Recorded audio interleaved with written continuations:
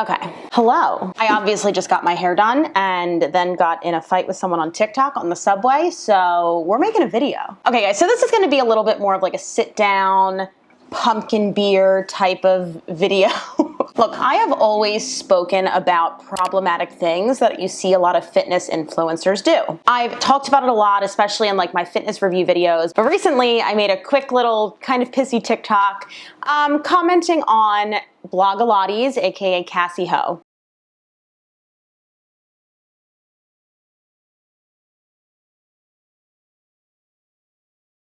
Yeah, you know what's a good idea? Let's take one of the most functional movements of all time and make it not functional. I'm such an asshole.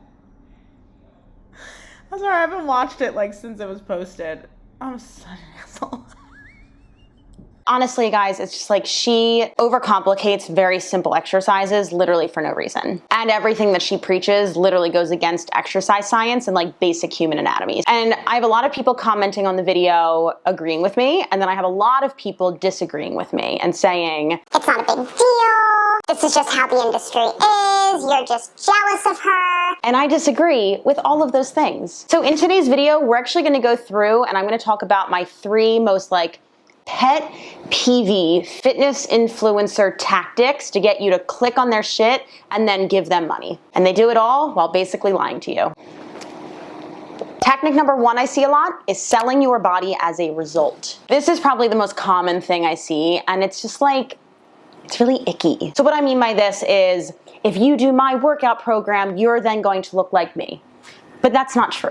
Now, do I have a problem with somebody posting a photo of their body or showing results or their hard work? Absolutely not. But don't sell your results to me like they're going to be my results. Sell to me how your program is gonna make me stronger, how it's gonna make me faster, how it's gonna make me more powerful. What else can your program allegedly do besides make me look like you? Which again, it's not going to do. So instead of making your goal about looking like somebody else, why not make it to be like the healthiest or strongest version of you by doing movements or eating in a certain way that supports your daily life and your daily activity and your daily needs, not somebody else's. Personally, I just think that's a much better mindset to have because it's more realistic and it's just a lot kinder to our bodies. Like instead of trying to get rid of your body and get someone else's, why not just take your body and make it the best version of itself that it can be to serve you? So the second tactic that I see a lot that I really hate is workouts that specifically tone specific body part. Just in case you have not followed a qualified fitness professional yet who has explained to you what toning means,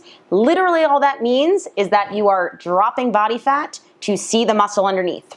That's it. There's no specific workout that is going to tone your arms or tone your legs or tone your abs. You cannot spot reduce fat. To give an example, if I start doing a bunch of crunches, I'm not magically going to have a smaller waist because I can't spot reduce or specifically target the fat in one area. All those crunches are gonna do is make my rectus abdominis really strong in that teeny tiny little range of motion. Now the good news is that you can spot build muscle, which is a great tool that we have accessible to us with basic human anatomy where we can actually sculpt the shape of our bodies. But no one ever phrases it that way because that's not sexy and that's not gonna sell. Instead we wanna use words like toned because building muscle makes like women freak out for some reason. I mean, not anymore and not all women, but like that's just, it's a diet culture thing. It's a way to make women feel smaller and feel like we can't be powerful. And I need a drink.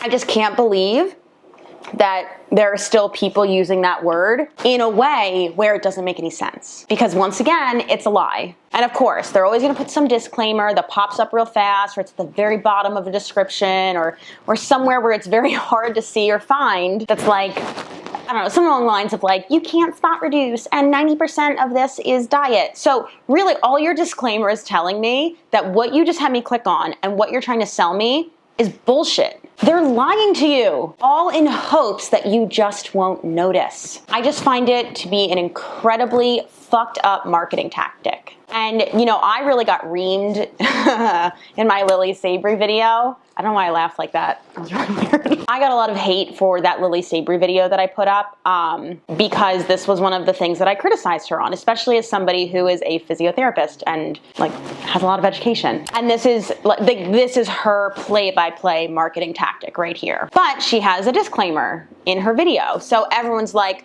well, if you read the disclaimer, it's like, well, there should need to be a disclaimer. You know, just because Lily Sabry seems nice and I'm sure is a very lovely person, and I do believe genuinely wants to help people, it does not give her an excuse to lie to you. And it does not excuse her entire business model. And if anything, people like her who have millions and millions of followers and such a huge reach should actually be held accountable for this and should be held to a higher standard, in my opinion.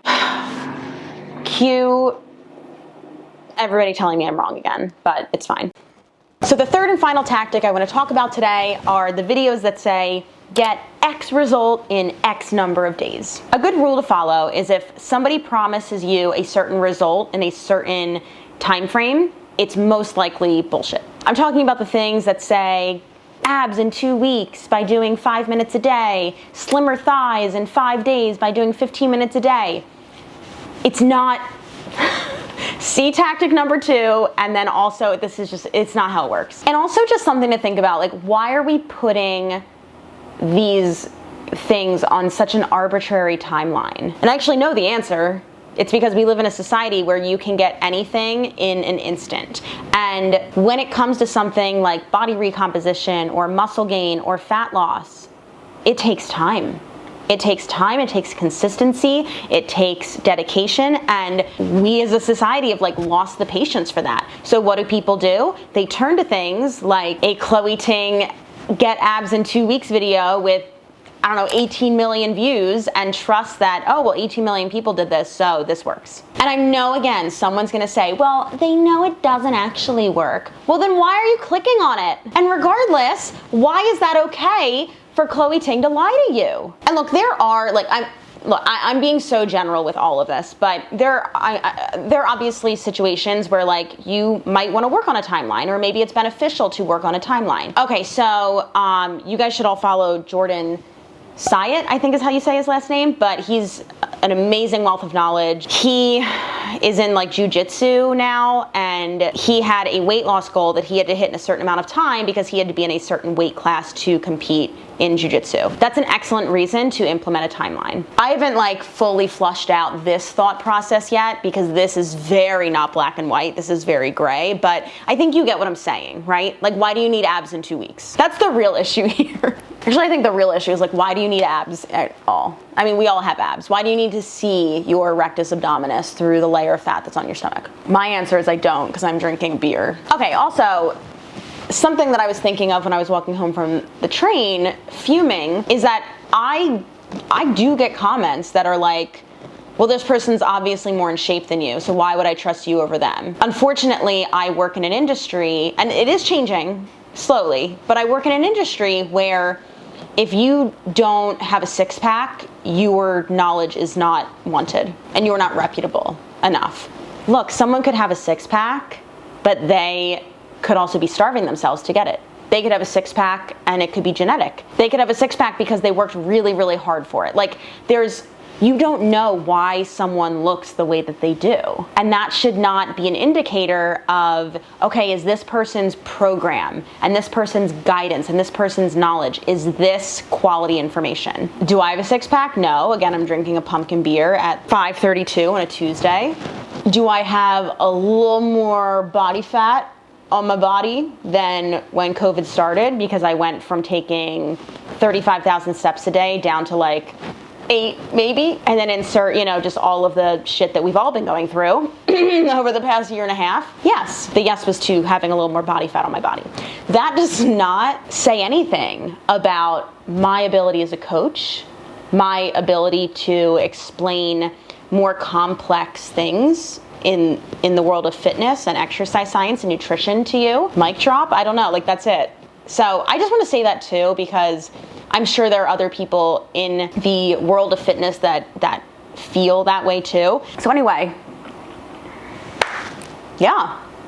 That was a fun little impromptu video. Lighting's terrible because it's 5:30 on a Tuesday in October on a rainy day. So we're gonna see how this comes out editing wise, but I'm sure my hair looks fierce. Anyway, insert typical YouTuber outro. Subscribe so you don't miss any content. Hit that like button if you agree. I'm gonna go get into pajamas, and peace. Bye.